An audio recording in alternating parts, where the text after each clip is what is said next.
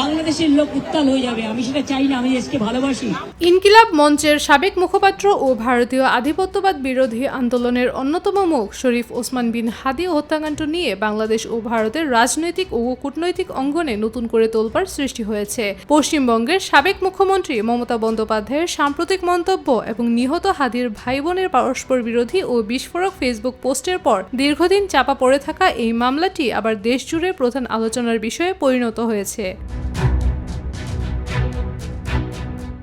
2025 সালের 12 ডিসেম্বর ত্রয়োদশ জাতীয় সংসদ নির্বাচনের তফসিল ঘোষণার মাত্র 20 ঘণ্টার মাথায় পল্টনে প্রকাশ্য দিবালোকে গুলিবদ্ধ হন ঢাকা 8 আসনের স্বতন্ত্র প্রার্থী ওসমান হাদি। পরবর্তীতে 18 ডিসেম্বর সিঙ্গাপুর জেনারেল হাসপাতালে চিকিৎসাধীন অবস্থায় তিনি মারা যান।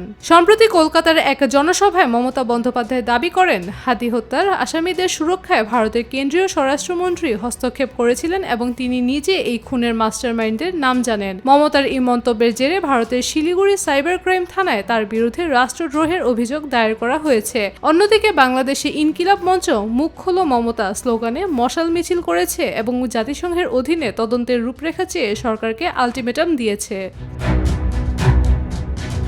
এদিকে যুক্তরাজ্যের বার্মিংহামে কর্মরত হাদির বড় ভাই ওমর বিন হাদি ফেসবুকে দাবি করেছেন, এই হত্যার পেছনে অন্তর্বর্তী সরকারের কয়েকজন উপদেষ্টা, বিএনপির মন্ত্রী, এমপি এবং আমিরে জামায়াতের পিএস সরাসরি জড়িত। একজন সরকারি কর্মকর্তা হিসেবে তার এই পোস্ট বিধিমালা লঙ্ঘনের বিতর্ক তৈরি করেছে। অপরদিকে হাদির বোন মাসুমা হাদি এক দীর্ঘ পোস্টে ভাইয়ের মামলার বাদী হওয়া নিয়ে ক্ষোভ প্রকাশ করেছেন। পরিবারের অনুমতি ছাড়া ইনকিলাব মঞ্চের সদস্য সচিব আব্দুল্লাহ আল জাবের কিভাবে বাদী হলেন তা নিয়ে প্রশ্ন তুলেছেন তিনি। একই সাথে ভাইয়ের চিকিৎসায় পুরো খরচ প্রথমে তার পরিবার ব্যক্তিগতভাবে বহন করেছিল জানিয়ে হাদিকে নিয়ে চলমান রাজনৈতিক মিথ্যাচার ও নোংরামি বন্ধের আহ্বান জানান তিনি। তদন্তের মন্থর গতি, দুই দেশের রাজনৈতিক অঙ্গনের পরস্পর বিরোধী কাদা ছোড়াছুড়ি আর পরিবারের ভেতরের এই চরম অসন্তোষের মাঝে হাদি হত্যার প্রকৃত সত্য কি আড়ালেই থেকে যাবে? প্রতিবেশী দেশের সাবেক মুখ্যমন্ত্রীর বিস্ফোরক ইঙ্গিত আর দেশীয় রাজনীতির জটিল সমীকরণের বেড়াজাল ভেঙে সাধারণ মানুষ কি শেষ পর্যন্ত জানতে পারবে কে ছিল এই সুদূর প্রসারী হত্যাকাণ্ডের আসল মাস্টারমাইন্ড?